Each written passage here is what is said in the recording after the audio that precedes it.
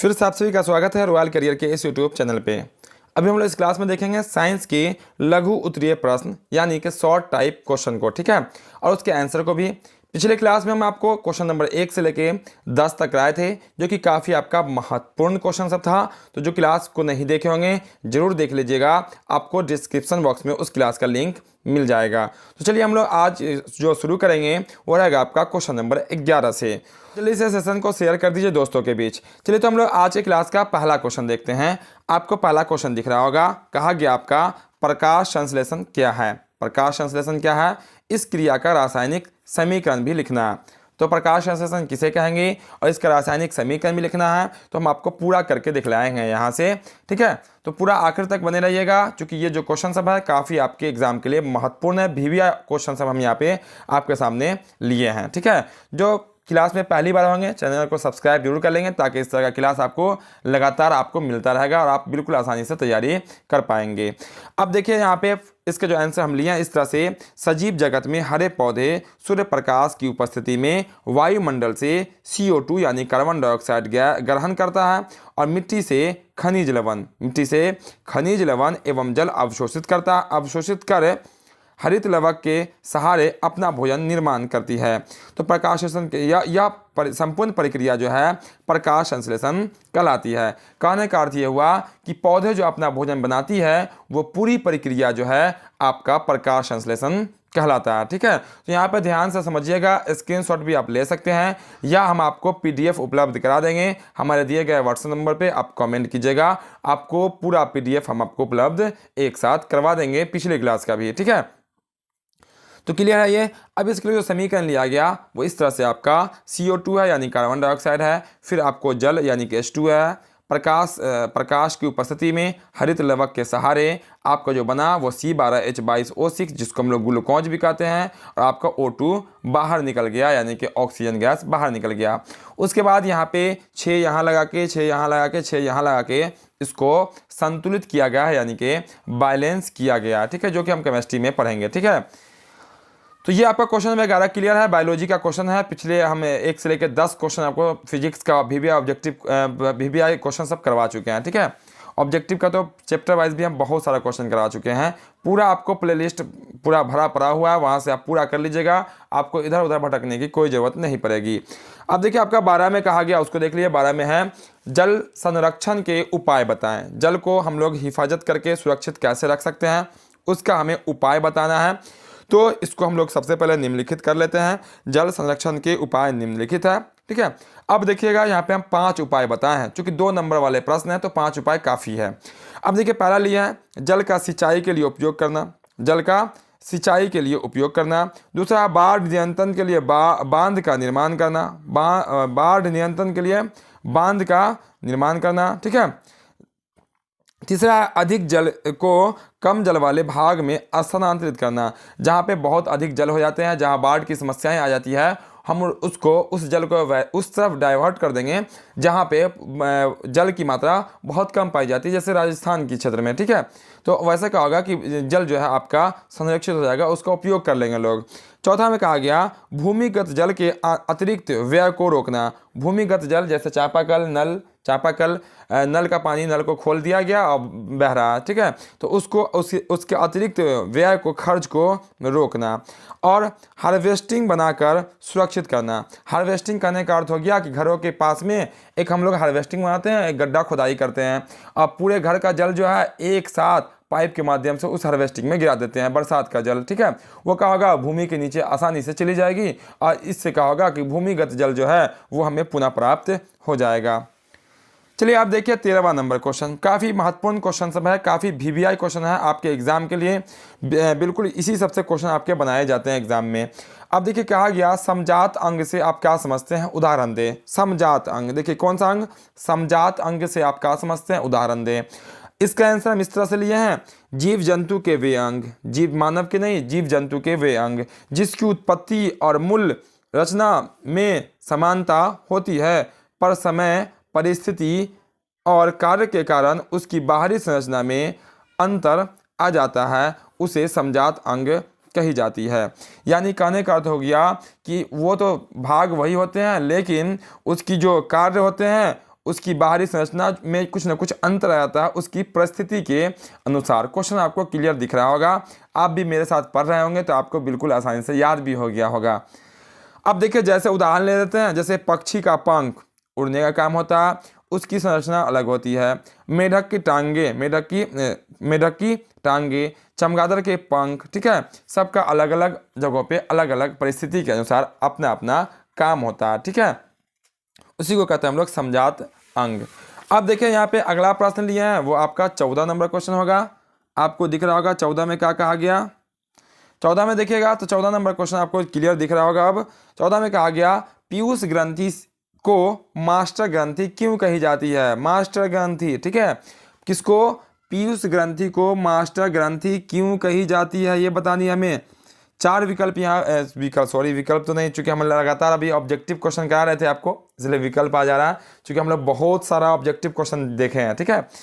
यहाँ पे long type short type ही question है, तो यहाँ पे सब्जेक्टिव क्वेश्चन है। तो मास्टर ग्रंथि, पीयूष ग्रंथि को मास्टर ग्रंथि हम लोग इसलिए कहते हैं, आपके सामने दिख रहा होगा। पीयूष ग्रंथि मास्टर ग्रंथि के तल पर होता है। शरीर का शायद ही कोई ऐसा अंग है जो पीयूष ग्रंथि से प्रभावित नहीं होता है। यानी कि जितनी भी ग्रंथियां होती है शरीर की, सब ग्रंथि पीयूष ग्रंथि से प्रभावित होता है, पीयूष ग्रंथि से प्रभावित नहीं होता है। इसी कारण इसे मास्टर ग्रंथि कही जाती है, ठीक है। इससे निकलने वाले हार्मोन को भी हम यहाँ पे शामिल कर दिए गए हैं। जो आपके जो मास्टर ग्रंथि या पीयूष ग्रंथि जो होती है उससे निकलने वाले हार्मोन जो होते हैं वो ADH होता है, ACTH होता है, GTH होता है, यानी कि GTH जिसको हम लोग वृद्धि हार्मोन कहते हैं। जिसके अंदर ये हार्मोन अधिक निकल जाता है, ज़्यादा लंबा हो जाता है। जिसके अंदर ये हार्मोन बहुत कम निकलता है वो उसका हाइट कम जाता है। जिसमें नॉर्मल एवरेज निकलता है वो उसका जो हाइट होता है वो एक एवरेज में होता है, ठीक है। चलिए यहीं पे देख लेते हैं हम आपका 15वां नंबर क्वेश्चन। 15 में कहा गया हरे पौधे को उत्पादक क्यों कहते हैं। हरे पौधे को उत्पादक क्यों कहते हैं, ये आपका अगला प्रश्न है। अब देखिए यहाँ पे क्या करेंगे, पौधे कार्बन डाइऑक्साइड CO2, जल H2O, सूर्य प्रकाश तथा हरित लवक की सहायता से अपना भोजन खुद बनाते हैं। मेन पॉइंट यही है, खुद बनाता है, इसीलिए उसे उत्पादक कहा जाता है। जो पौधे अपना भोजन पौधे नहीं, जो अपना भोजन खुद से बनाते हैं, जो अपना भोजन खुद से बनाता है वो आपका उत्पादक कहलाता है, ठीक है। इतना क्लियर है। चलिए अगला प्रश्न देखिए। अगला प्रश्न में कहा गया, चूंकि ये ऐसे क्वेश्चन एग्जाम में पूछे भी गए हैं कई बार, और आपको हम पूरा अच्छे से समझ के और आपको यहाँ पे क्वेश्चन लेके आए हैं जो आपके एग्जाम में आने वाला है। अब देखिए यहाँ पे क्या पहला प्रश्न 16 में कहा गया HIV और एड्स AIDS का पूरा नाम लिखना है। HIV का और AIDS का पूरा नाम लिखना है।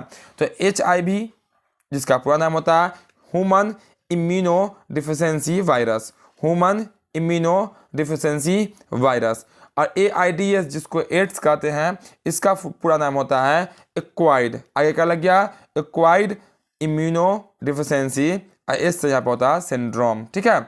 AIDS एक प्रकार की बीमारी होती है जो कि आपका HIV वायरस से होता है, HIV से होता है, ठीक है। HIV मतलब ह्यूमन इम्यूनो डिफिशियंसी वायरस, इसको HIV वायरस भी कहते हैं हम लोग, लेकिन वही का अर्थ वायरस हो जाता है पहले ही, ठीक है। तो हम लोग कह सकते हैं HIV से एड्स होता है। चलिए अगला प्रश्न देखेंगे जो कि रहेगा आपका प्रश्न नंबर 17। 17 में कहा गया, देखिएगा ध्यान से, लिंग गुणसूत्र क्या है। काफी VBI प्रश्न है, लिंग गुणसूत्र क्या होता है, जल्दी यहाँ पे देख लेते हैं हम लोग लिंग गुणसूत्र क्या है।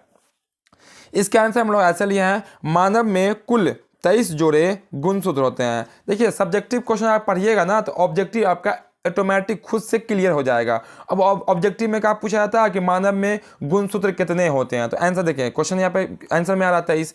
मानव में कुल 23 जोड़े गुणसूत्र होते हैं, जिसमें अंतिम 23वां जो होता है जोड़ा वो लिंग गुणसूत्र कहलाता है। यानी कि अपर होंगे 22 प्लस में XX या 22 प्लस में XY, ये जो आपको दिख रहा है XX और XY, यही तो आपका लिंग गुणसूत्र कहलाता है। अब देखिए इसी के कारण कोई मानव नर या मादा यानी कि मेल या फीमेल के रूप में जन्म लेता है। नर में यानी कि मेल में XY होता है और फीमेल में यानी कि मादा में XX लिंग गुणसूत्र होता है। याद रखिएगा, ये भी आपको ऑब्जेक्टिव में क्वेश्चन में कई बार पूछा गया है। तो आपका मेल में XY, फीमेल में आपका XX होता है, और इसी को हम लोग क्या कहते हैं, तो कहते हैं लिंग गुणसूत्र। क्या कहते हैं, इसी को हम लोग कहते हैं लिंग गुणसूत्र। ठीक है, इतना क्लियर है। चलिए हम लोग आगे देखते हैं अगला प्रश्न, जो कि रहेगा आपका 18वां नंबर। 18 देखिएगा, आपके सामने दिख रहा होगा। कहा गया 18 में बहुत ही इंपॉर्टेंट क्वेश्चन सब है। आप देखिएगा क्वेश्चन जैसे आपके सामने आता होगा, आपको लगता भी होगा कि हाँ बिल्कुल वाकई हम बहुत ही चुन के क्वेश्चन बनाए हैं जो कि आपके एग्जाम के लिए है।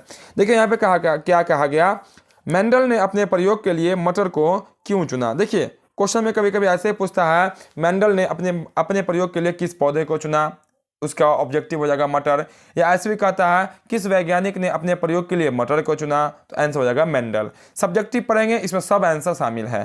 ठीक है, तो क्यों चुना था उसका रीजन भी देना है यहाँ पे, वही रीजन तो मुख्य इसका आंसर है। उसको हम लोग सबसे पहले क्या करते हैं, आंसर में निम्नलिखित में ले लेते हैं। यानी मेंडल द्वारा प्रयोग में मटर को चुनने के निम्नलिखित कारण थे। निम्नलिखित कारण से यानी कि नीचे जो लिखेंगे उसी कारण से मेंडल ने अपने प्रयोग के लिए मटर के पौधे को चुना था।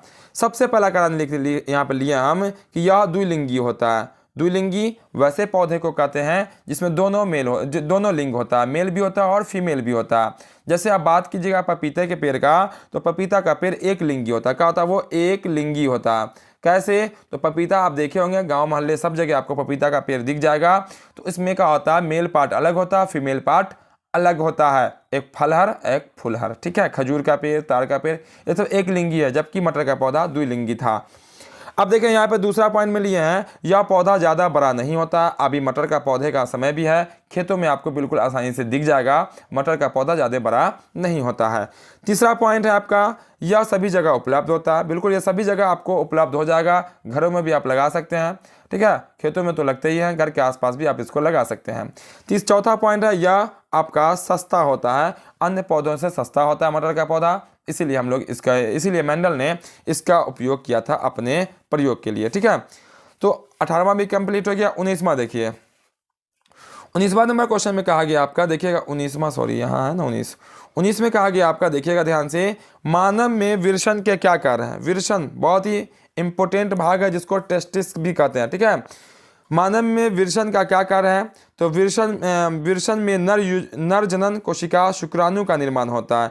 याद रखिएगा, विरसन जो है आपका मेल में होता है। किस में होता है, मेल में, फीमेल में नहीं। ठीक है, तो विरसन में नर जनन कोशिका जो होती है, शुक्राणु स्पर्म जिसको कहते हैं, उसका निर्माण होता है, जिसका नाम देखो टेस्टोस्टेरोन हार्मोन का उत्पादन एवं स्रवण में विरसन की महत्वपूर्ण भूमिका होती है। किसका, टेस्टोस्टेरोन। याद रखिएगा, ये आपको मेल हार्मोन है। टेस्टोस्टेरोन हार्मोन जो है उसका उत्पादन में भी और उसके श्रवण में भी आपकी महत्वपूर्ण भूमिका निभाती है विरसन। ठीक है, जो आपको एक जोड़ी पाई जाती है।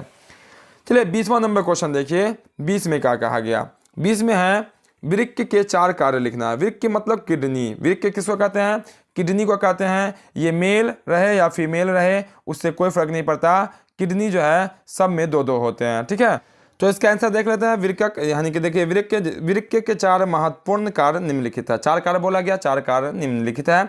नंबर 1 में कर लिया है, नाइट्रोजनी पदार्थ का शरीर से बाहर निकलना। जो भी पदार्थ हम लोग भोजन करते हैं, जल लेते हैं, नाइट्रोजन का जो भी हो उसमें अंश होता है, उसको बाहर निकालने का काम जो है वो आपका वृक्क करता है।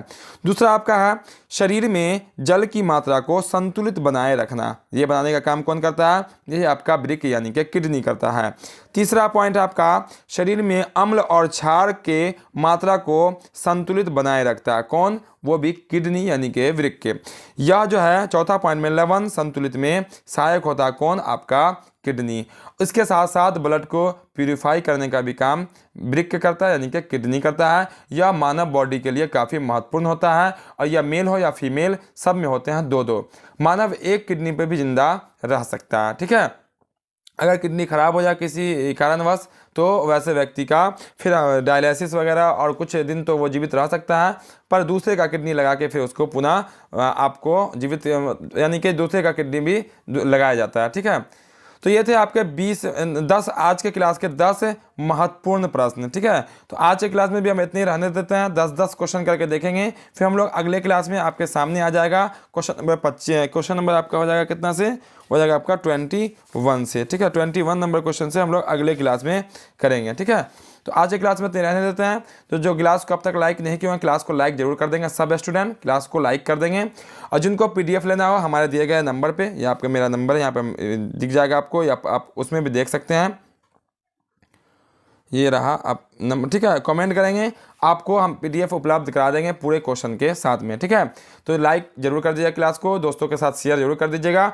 जो चैनल पर नए हो चैनल को सब्सक्राइब करके बेल आइकन जरूर दबा लेंगे, ताकि इस तरह का जो भी क्लास है आपको हर एक क्लास का नोटिफिकेशन मिलता रहेगा। और कमेंट बॉक्स में जरूर बताएंगे कि आज की क्लास आपको कैसा लगा। तो फिर मिलते हैं हम लोग बहुत जल्द अगले क्लास में। जय हिंद।